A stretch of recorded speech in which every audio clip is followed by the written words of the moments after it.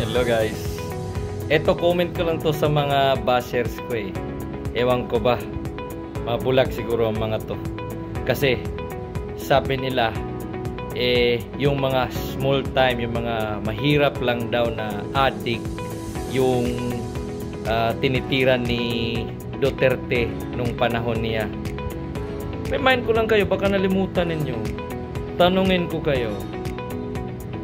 Yung mga paruhinog sa Osamis, small time ba yun? Tingin nyo nga, research kayo. Small time ba yun sila?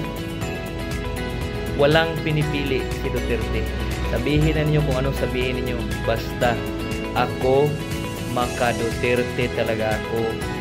Kahit ano pa ang comment dyan, hindi ko aalisin ang stand ko na si Duterte ay totoong tao sa Pilipino at mabait na tao, sincere sa kanyang pamumuno. Klaro naman eh. Kayo naman, binabaliktad nyo.